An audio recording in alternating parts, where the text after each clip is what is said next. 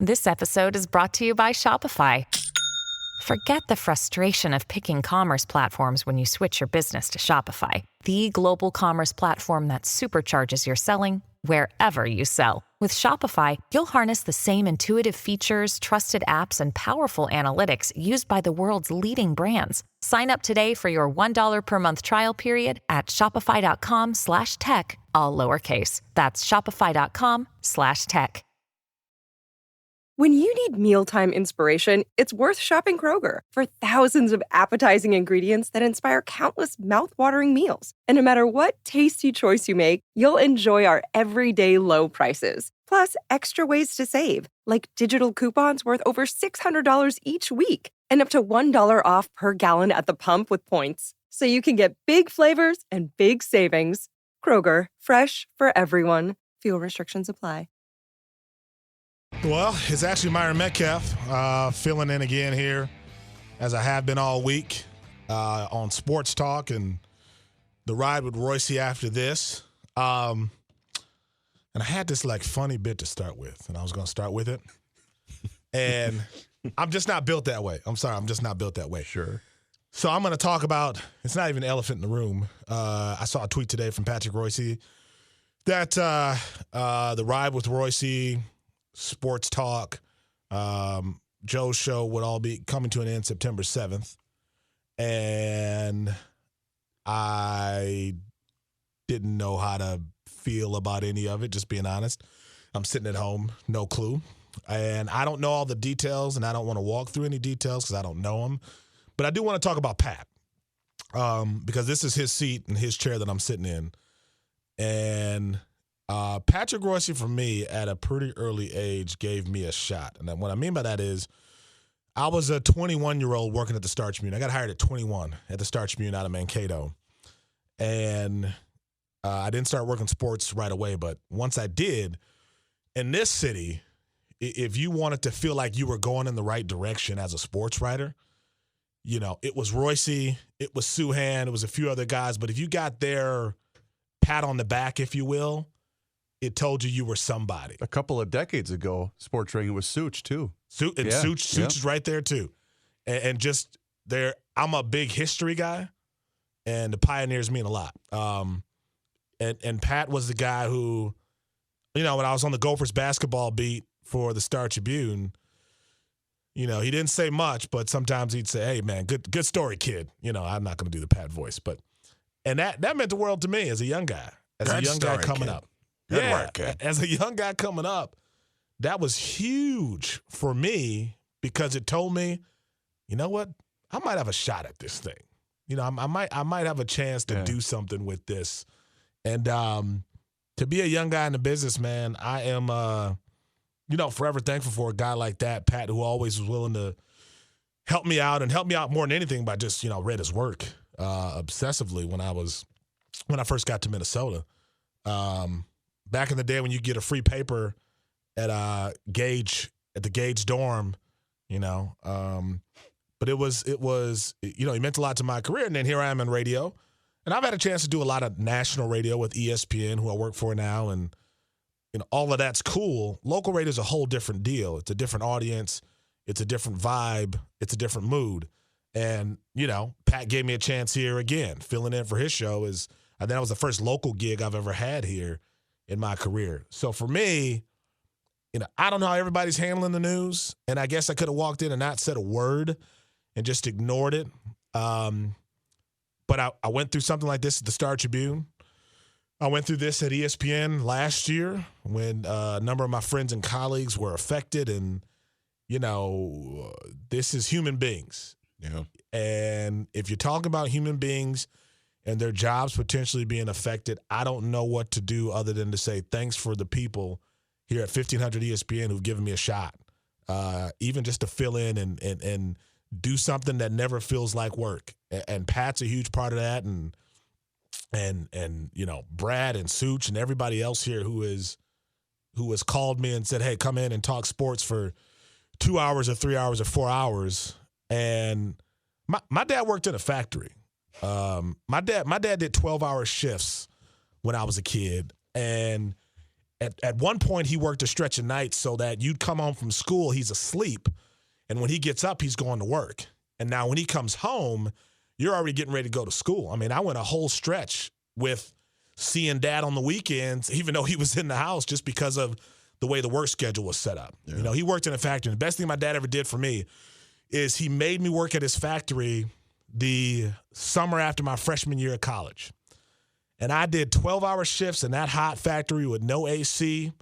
And I, assembly lines and sorting through things and did all these things. And he made me do that to remind me that, hey, look, if you want to go out there and do something that allows you to have a sense of joy and satisfaction, and he had joy and satisfaction providing for his family, but joy and satisfaction from the actual job itself, you better work hard enough to not end up doing this. And that was the best thing he could have done for me. And here I am working in sports because the Pats of the world gave me a chance and patted a guy like me on the back when I was 21, 22 and told me I had a chance. And I'll just never forget that. So, again, I was going to come in and do something else, but then I saw Patrick's tweet, and I felt like it was the right thing to do. I want to piggyback on what you said, Myron, because Joe was pretty open today during the start of the GL broadcast. And for those of us that have been in this business for a long time, I'm 11 years here with the Hubbard family and 5 years at the place across town. It's bittersweet, but also it gives you the chance to have a bit of perspective in that this is the way the Hubbards do things. They tell you that the tough news, but then they allow you the freedom and the liberty to be able to go on the air knowing that they can trust you to do the right thing. Yeah. And they place a tremendous amount of faith in you because they believe in people. And that's one of the things that I've always really held a strong belief in with this family and why I've been extremely loyal to this family, because they took a chance on a kid they knew nothing about a long time ago. And I got to tell you, I mentioned this earlier. I'm going to mention it again. I've got friends that work in radio in this town and all over the country. It ain't like that everywhere else. Right. Oh, yeah. It's not. No way. This is a very, very unique place. I was the kid going through college that had at Mankato State. I had no idea what the hell I wanted to do with my life. And I was driving a vending truck. Yeah. And I was listening to Joe and Pat in the afternoon. Yeah. I was listening to Tommy B in the morning. And I'm like, damn it, I want to do radio. Yeah. Yeah. And that was, you and I went to the same school. Yeah. We were those kids hustling, trying to just figure it out. Whatever it took. Figure it out. Oh, you need me to come in and do tapes at midnight till 4? Okay. No problem. I'm there. And again, we get why being able to do something like this for a living is so special and why it's so unique and why you cannot take it for granted. Absolutely. And why, there are people that tune in who are probably tuning in at 3:00 right now that are mad that Joe and Pat aren't on the air. Yeah. But they know that those guys are held in such high esteem. Yeah. My God, I can't even open up my Twitter account right now. The tweets I've seen a bunch of them. And the fact that those two were at this for as long as they were, and they decided that they wanted the likes of me included on that broadcast. Yeah. My God. It's Pat, to sort of piggyback off of what you said about Pat, Myron, too, is like Pat has been that for me, like since I got here. I've been working here since 2012, and I joined the ride in late 2015. And I know I just remember that when there were changes coming to the ride at that time, Pat was instrumental in pegging me to be a part of this show. Like he basically told me, I want you to be a part of this show now. And that has meant everything to me for the last 2.5, almost 3 years that I've been a part of the ride with Reusse. Like I've always been grateful to Pat for seeing something in me and wanting me to be a part of an afternoon drive sports talk show like that. Yeah. I love this business and I love everything about this business. That the wonderful things that come with it, and the tough things that come with it. The tough things that come with it allows you to really appreciate what you've been able to do. The good things that you've been able to do, and I'm forever indebted to Pat for seeing something in me and having the confidence in me and the belief in me to be a part of what he was doing in this time slot. 100%, man. And just to be clear, Garage Logic, Sports Talk, Ride with Reusse will end September 7th. It's not ending now, so they're going to be a few more weeks ahead. Right. And by the way, buckle up for those State Fair shows. oh, They my are going goodness. to be. You're not going to be able to get in. Here's the thing. The shows of GL and sports with the guests that we would roll out, they were already must-see, must-attend shows at the Minnesota State Fair. They were. I've got photos of the crowds to prove it. Now you ramp it up a notch. Oh, please! It's going to be absolutely crazy. I guess I'll tell another quick Pat story and kind of what he's meant to my career. I was like 23 years old. I had just covered a crazy Gophers game, and I had to come back to the office for some reason.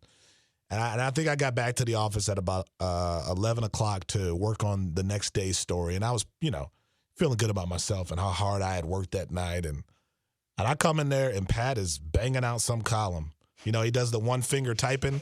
I always love to see Pat, like, typing with one finger. And I remember just pausing and looking across the aisle and thinking, if I can work as hard as that guy has and stay as focused as he has and as disciplined and as good as he is, I might have a chance in this business. And he was a big part of that. Here. We'll be back after this. Myron Medcalf back here on Sports Talk, filling in here for Such and Reusse. I got a challenge. I got to figure it out how to deliver some. You ever had to deliver difficult news to somebody? Well, bad question, right? Poor question. Oddly enough, but I mean something poor unintentional on my part. That's a hell but of if a you question, if you had to tell someone something that they think they're doing right, but then actually they're doing it the wrong way. Wait, you got more news for me? No. There's no more news. It's more not news. you, it's me. Yeah, no. It's about a cousin of mine. Oh, it's a cousin of mine. I have to laugh. It's a cousin of mine who Facebook Live, like people do the Facebook Live thing and they stream things and So my cousin, maybe about 6 months ago, he's in Mississippi, started live streaming him barbecuing. And at first it was just him like, hey, look at what I'm doing, look at the stuff. People like to take pictures and look at the meat on the grill and, nothing. Now he's like turned it into his own personal cooking show. And he's like making comments, and it's like a show every Friday. He thinks it's a show. And he's streaming and walking you through how he's barbecuing. And I'm just annoyed by it. I'm annoyed by the whole production, and I'm annoyed by the fact that social media has given people the power to just do this. And like he's looking at the meat and he's like, "Oh, y'all see this meat, don't you?" Like what's the goal here and where are you going with this? And what makes you think that we care about you barbecuing? And maybe I'm the idiot that's watching. Maybe that's the problem. Sure. But this guy is like now getting more and more encouragement because, on the Facebook Live, you can like different things. You can like if someone is streaming whatever they're streaming, right? Yep. So he's getting these likes and, hey, that looks great. And it just turns him into full-blown master chef mode. And I just want it to be done. It's not like we have so many things that are not necessary to broadcast. And that's the biggest problem with social media, is social media has become something to where people feel like they have to say every single thing that they're thinking. And then once you start that cycle, you can't quit it. You can't stop. Like once you start telling everybody what you have for breakfast and lunch and dinner, then all of a sudden you're just beholden to that. You got to do that every single day. And that's why you shouldn't start something like that. Like a Friday Facebook Live show about you barbecuing your meat and then making all these side comments like you're on the cooking channel or the cooking network. What is it? Cooking network? Cooking channel? I don't watch either one of them. But that's to me the problem is we now have the ability to broadcast every event in our lives, and most stuff ain't that important. Like most of the stuff in our lives going on is not important enough to broadcast to the world. Whether it's Twitter, Instagram, Facebook Live, most of us ain't that cool. People or that don't significant. care. No, they really don't care. But we have convinced ourselves through social media that people have to know what's going on. This is reminding me. Remember the? Did you guys watch the show Modern Family? Oh, one of my favorite shows. Yep. It was the episode in which Jay, after he had retired, the old man, after he had retired, he was running out of things to do. So his son the young son, Manny had set him up with a YouTube channel with Jay's thoughts. I saw that. And he would get like six comments and think, I got a show, man. Let's do this. That is exactly what we have become in social media. Oh, it's so great. It's Jay's thoughts. Yeah. And everybody thinking that they deserve a YouTube show or an Instagram video or a Facebook Live. And you're just not, it's not that important to broadcast. And my thing is this. Can we ever go back to like having private moments? Like can we, like I've got, my little girls, and sometimes like I'll take a photo of them and feel like I got to put this on Facebook. Wait a minute. No, I don't. Yeah, you know what? what? Like, why? I'm glad you said that because I have really scaled back. Me too. With that stuff, with my kids especially. Yeah, with my kids for sure. Because obviously with this job. You got to do something. Yeah, you got to do it. We have to do certain things. But with my kids, it's like, you know what? No, they deserve their own platform at some point when they're old enough. Because my kids are younger than yours. But I'm just saying I don't feel that that need, that instantaneous need to have to put something up right away. I read a story this week about people going to plastic surgeons and wanting to be altered and adjusted according to how they look in their Snapchat filters. People are posting filtered photos and videos of themselves, and they are going to their doctors and saying, "This is how can you make me look like this manufactured image of who I am?" Oh. Like, we have lost our doggone minds, man. We have lost our minds with the filters. And here's the problem with the filters, right? You filter a photo, right? And everybody looks great on Instagram, by the way. Everybody looks amazing on Instagram. Yeah. Right? Yeah. Like, everybody, I graduated in 01. Everybody who graduated in 01 looks like they graduated. Like they did in 2001. Just like they did in 2001. Nobody looks different because there is a filter for you. I don't care how you look. I don't know how people trust dating websites with all these filtered photos. Like, I would be terrified because you can put a filter on anything and make anybody look like Denzel or Halle Berry. Well, I'm on Snapchat. I don't use it that much, but when other people are using their Snap, like, all they do is use filters now. It's crazy. Even if it's a simple picture of them on vacation somewhere, they're using some sort of filter where their eyes are made to look twice as big as they are, or they've got some sort of, some sort of flower in their hair. Like, it's like, come on, what are you guys. doing? And now you're going to your doctor to say, hey. And now you want it to look that way. Well, and then you've got in real life. Well, you've got people on Twitter now who think they're going to solve the world's problems on Twitter.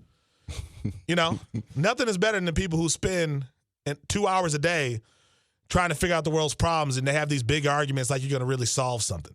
You're not. It's Twitter. It's Instagram. And my cousin is a part of this whole thing.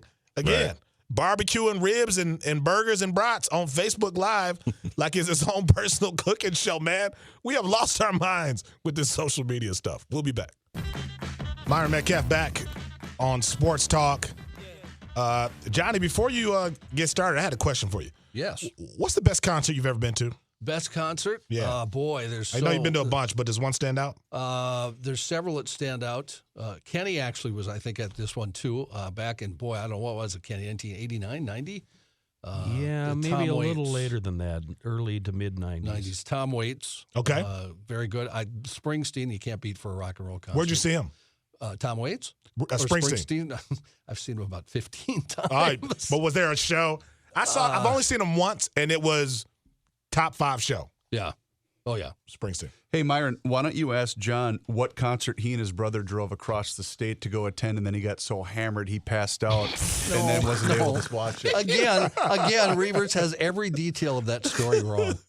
I was, I don't know, I was maybe 20 years old. And 21, me and my buddies, I was 21, obviously. I was drinking. Me and my buddies drove from Bismarck to Fargo in 1977 to see, they used to have all the jams where you'd have 6 bands. This particular concert had Fleetwood Mac at the height of their popularity, and Jeff Beck, who I really wanted to see. Mm-hmm. Well, I saw the first 2 acts, and then I sort of fell asleep and missed Jeff Beck.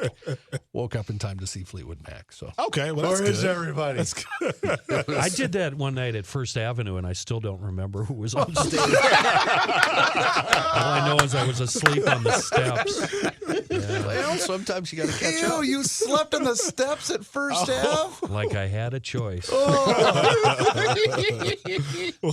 got some news for us, Johnny? Sure. It's sunny and 88 degrees. Twins are in Detroit tonight. They kick off a 3-game weekend series against Ron Gardenhire and the Detroit Tigers. Herb Santana goes for the Twins. Jordan Zimmerman for Detroit. Your Twins lineup: Maurer leads off, plays first base. Rosario in left field hitting second. Polanco at shortstop hitting third. The cleanup hitter tonight, Logan Forsythe at second base. Kepler hits fifth in right field. Garver hits sixth and catches. Logan Morrison DHs. Not Nick Cave, he's a singer. Jake Cave plays center field. And Adrianza hits ninth at third base. Vikings play their first preseason game this weekend. They're in Denver to play the Broncos, where they will see their quarterback from last year, Case Keenum. News notes from today: Democrat Lori Swanson's campaign for Minnesota governor is being hit by late accusations that she pressured staffers in her office to perform political work. DeAndre Norman, a former staffer in Swanson's attorney general's office, told The Intercept he spent years rounding up office staffers to volunteer for Swanson. He was a deputy from 2006 until he was fired in 2014. Norman says he recruited employees by suggesting their careers would benefit. His account comes just days after The Intercept published allegations by several unidentified staffers that they were pressured to volunteer and work for Swanson. Smoke from Canadian wildfires continues to affect the air quality here in Minnesota. The Pollution Control Agency issuing another air quality alert today. It's third in as many days. This alert went into effect today and goes through Sunday. Northern and western Minnesota are the areas of concern during the day today. Later on, smoke's expected to move into the atmosphere across southern Minnesota. St. Paul police are looking for a man they say is a suspect in several indecent exposure incidents on the 1200 block of Blair Avenue and 800 block of Carroll Avenue. Now, I don't want to say anything, but this fella, he looks like the guy sitting right now to my right. Oh, yeah? He looks just like Manny. Yeah, I'm going to have to get rid of the goatee now, Myron. Have you seen this, Kenny? Yeah, Kenny, you have to see this. Now? I got to see it. This fella, he's wanted because apparently he's exposing himself. Indecent exposure. Manny, you dog. And there's a picture of him on the It's not me, I swear. on the KSTV website. Turn it. Turn the. I'm trying to find it. What's this? Right there. Oh, yeah, here we go. It looks like Manny with a winter coat on. Let me see. Look at that. Yeah. That's like the worst thing you can be accused of, right? See it through here. Nah, Yeah, you can't see it from here. It's like the worst thing to be accused of. One of the worst things. Not the worst, but Yeah, it's pretty bad. It's pretty bad. When I first saw the picture, not me, though, I swear. I didn't read the story. I saw the picture. I went, I wonder what Manny's in the news for. Manny, whip it out. Let's see it. Oh, God. Nah, I'm not going to do that, Kenny. On a day like today, why not? why not? He's described as being between 20 and 30 years of age and having an athletic build. Anyone with information on the man is asked to call the St. Paul Police Department. Two tourists' quest for a perfect selfie caused a brawl at Rome's famed Trevi Fountain. Fighting broke out after a 19-year-old woman from the Netherlands and a 44-year-old Italian-American woman wanted to take selfies at a prime spot in front of the monument at the same time. It happened on Wednesday night, a time of day when the light makes the fountain a perfect backdrop for pictures. What started as an exchange of words between the women became a physical fight, and then their respective family members joined in the fight. Neither of the women wanted to give away the selfie spot, according to the newspaper La Repubblica. 8 people ended up becoming involved in the fight in front of all the startled onlookers. 2 police officers managed to come and break up the fight, but the truce lasted only a few minutes. 2 more officers had to be called in to end it. The tourists only sustained bruises, but they were all charged. The Trevi Fountain, designed by the architect Nicola Salvi and finished by Giuseppe Panini in 1762, attracts thousands of visitors every year. Patrols were increased after a $1.4 million facelift in 2015. Drake's August 12th show at the Xcel Energy Center in St. Paul has been postponed again. Really? Reportedly due to production issues. Oh, low ticket sales. What does that mean? Low ticket sales. Production issues. Not with Drake. For a concert that big, what production issues? What does that Drake mean? Drake ain't having no problem selling tickets. Really? No way. No, No. not at all. So what, like production issues? I feel like that's just like the blanket excuse. Yeah, for The whatever guys make. reason. What room was this, John? Where at? Xcel Energy Center. XL. Full house? Oh, it would have For been Drake, sold out. oh, yeah. Drake would have sold out. Most The definitely. full house? Oh yeah, Drake would sell out. Now, that's he only what? would have got 17, 18,000 Easy. my. Yeah. easily. And that is Sunday night, so that's only 2 days away. And now they're August calling 12th. for. Yeah. That's a guy who just wants to not be here. That's all. Yeah. Because he's in Chicago He's in Chicago soon after that. It's a Young Money thing, though. Yeah, it's Myron, because you know Lil Wayne comes here all the time. Contractual. Lil Wayne comes here all the time and then cancels shows. I just can't doesn't stand show that. up I or can't- whatever. Yeah, I can't stand that. It's something with that label, I think. A new date. Maybe. A new date is yet to be announced. All tickets will be honored at the when they announce a new show. His label is called Young Money. Yes, Are they, Lil Wayne's label? Yeah, are they, and Drake and Nicki Minaj are your girl, Nicki Minaj. She's part of the label. Yes. Are they self-standing, or do they belong under somebody's umbrella? Well, Wayne kind of broke off from Cash Money. Yeah, way back in the day, and there was some legal stuff there because Birdman wasn't paying everybody in that whole story. But there's still only like 6 or 7 real labels. Like they're all under, I think, like Universal. Most of them are all like That's under. Yeah, there's like my still question. a handful of labels that actually. Interscope. And, everybody's got a label in Right. hip hop. Okay. Drake I didn't follow any of that. Drake did sell out shows at the X in July 2016 and at the Target Center in December of 2013. Weird story here. I actually had this one yesterday. I didn't get to it. A sign on her door reportedly said, "Save the drama for your mama." But when that message didn't appear to get across to a man who was, how shall we say, amusing himself, you know what I'm saying. On her doorstep, a 68-year-old Houston woman warned that she'd have to get her pistol. The woman, identified only as Granny Jean in local news, was taking out the trash at 5:15 in the afternoon Tuesday when the man riding his bicycle, touching himself, approached her, according to Houston Police Lieutenant Larry Krausen. Krausen said she was alarmed by this, so she started back toward her house. The man followed her, still touching himself. She told KTRK, the local ABC affiliate, some guy pulled his pants open. He ran up in my yard. I told him to get away from my door or I will shoot him. He didn't stop. Meanwhile, the woman's 14-year-old granddaughter was inside, so she did what she promised and ran and grabbed her gun. The man kept reaching for her door, she says, so I shot him through the door. What state was that? Houston, Texas. Texas, yeah. Why would you do anything like that in Texas? Grausen says she hit the man with a single shot near his shoulder. He stumbled back through her front yard, wobbled onto his bicycle, and tried to pedal away. So he didn't finish. No, he did not, Kenny. Then he collapsed on the sidewalk. What? Expect a lot more of that the next month, folks. Oh, yeah.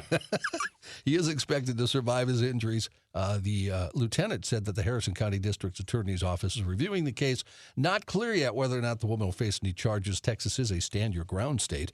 The woman's neighbors told reporters they would have done the same thing. One woman said, "Ain't no telling what else he was going to do. You don't know what he's got." She was protecting her property. The next few weeks are going to be pretty fun. Here's the deal. My career aspirations have always been to work in a small market. And this BS that I spew out every day, this crap ain't going to fly in a small market. Yeah, that's a good point. Maybe I better start behaving myself while I still have a chance. You're one of those odd guys who can be a professional broadcaster when he wants to be. So let's make that happen. All right. We'll be back after this.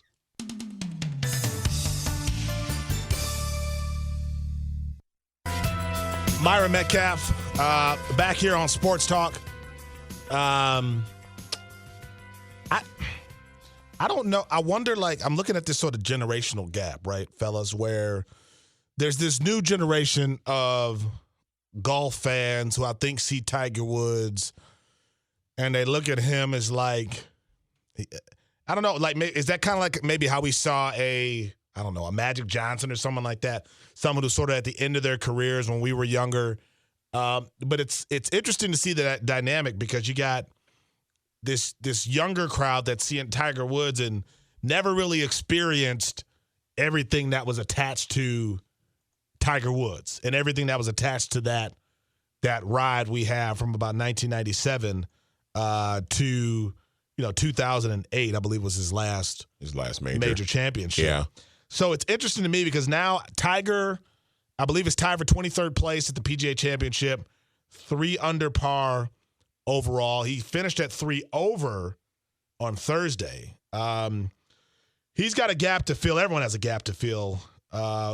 Woodland, I believe it's Gary Woodland. I could be wrong about that.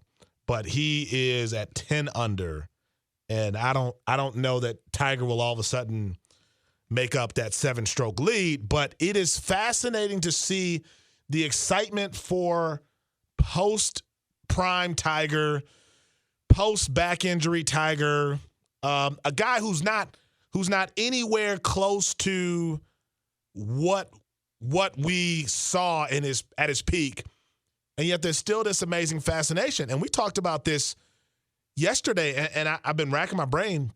I can't think of someone who was 10 years removed from their best stuff, their best days, and yet there was still this strong following. I mean, Nolan Ryan was still pitching well into his 40s. Yeah, he never had a dip. But he didn't have a dip, Yeah. Jack, was winning into his early 40s, but he was always in the mix. Well, you brought up Magic Johnson, and that to me might be the closest thing, because Magic retired in 92, I think it was, when he came out and announced that he had HIV, and he stepped away, and and he ended up still playing on the Dream Team, obviously, in 92. But then he was done. He stepped away, and then he had the comeback in 96 with the Lakers. So he was out of the NBA for about 4 years. Yep. And then came back and actually played pretty well. He wasn't really the point guard anymore. He was more of a point power forward for the Lakers then. But that's the only thing I could think of, is because when Magic came back, that was a big That was huge. That was a huge thing, and the Lakers were having a tough season that year, and he came back and kind of helped them get to the playoffs and everything, and then was done after that half a season. But that's the closest thing I could think of in terms of just someone being multiple years removed from their best performances. The only other, and that's a great one, Magic Johnson is great, because how he went out and all the drama attached to that, and HIV being this thing that was sort of new, and players coming out and saying they didn't want to play with him, and then he comes back, and I think he did pretty well in that 96 season. I think he averaged double figures. Yeah. So it made you go like, wow, what could be? Brett Favre coming in 2009 wasn't that, but it was a guy who wasn't, Brett Favre anymore, who we thought. Like, even though he played well for the Jets, and people forget that. He was hurt. Yeah, but I don't think anyone looked at that 2009 arrival. I'm talking about when he shows up and thinks, okay, the Vikings are getting the same guy who, won a Super Bowl and could sling it that way. I think they thought they were getting a guy who had a chance to play, maybe at that level, but there were no guarantees. Well, think about this. So Brett Favre, he won the MVP 3 years in a row, right? 95, 96, 97. And the Packers went to the Super Bowl twice in that span. And, and he had good years after that. But when he came to the Vikings in 2009, he was, I think Peyton Manning ended up actually getting the MVP that year. But Brett Favre was an MVP candidate. Oh, he definitely was. When he was here, that first year when he was with the Vikings. And even though he had been good in previous years, I don't know if he was ever like MVP good. I don't know if he was ever like in the conversation to be the league MVP like he was at 40 years old. And that was about a decade removed from when he actually was the league MVP. So maybe you could throw Favre into that mix. Yeah, that's a good point. Because you're right, his best years it seemed way behind him, and it's easy to look back and see what he did, but coming into all that, when the helicopters are following him to the airport and all that stuff, nobody knew they were getting that Brett Favre, and it's interesting because Tiger Woods hasn't even done that. Right. At least Brett went to the NFC title game, and 2008 was great. And that's the difference, is that Favre didn't completely fall off the map. No. After his MVP seasons, he was still pretty good. We came back at 40 years old with the Vikings and was an MVP candidate again. But, yeah, he didn't have the complete drop-off like Tiger had. Yeah. And now we still haven't seen Tiger, close to what he was. He's had some moments since 2008, but now we're starting to see sort of this surge again. He's in the mix. And I think 2019 is going to be a fascinating year to see, will Tiger win a major? I do feel like he's going to win another major. If the back holds up, he's going to be in the mix. Here's the challenge, and Suits brought this up off air when we were talking the other day. Those young guys, man, at the top now, they are ferocious. They're athletic. They're strong. They're accurate. And they're not intimidated by him. They're not concerned about Tiger Woods. I still think a lot of those guys would love that notch on their belts to say that they beat Tiger Woods as he was, coming after them. They don't want to beat Tiger Woods who's not making the cut or is completely out of the hunt. They want to beat Sunday Tiger. They want to know that they are right there.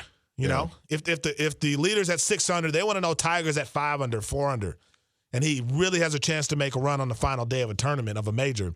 And they want to be able to say, I held him off. I do feel like he's going to win another major, but at the same time, I also wonder if this position that he was in to maybe win the British Open a couple of weeks ago, if that was his opportunity, if that was going to be his best opportunity to win another major going forward. And obviously he had a tough couple of holes on that Sunday and ended up not winning it. So I don't know. I tend to think, though, that he's going to find a way to win another one. I don't know when that's going to be, but if the back holds up, I feel like anything is possible. We'll be back after this.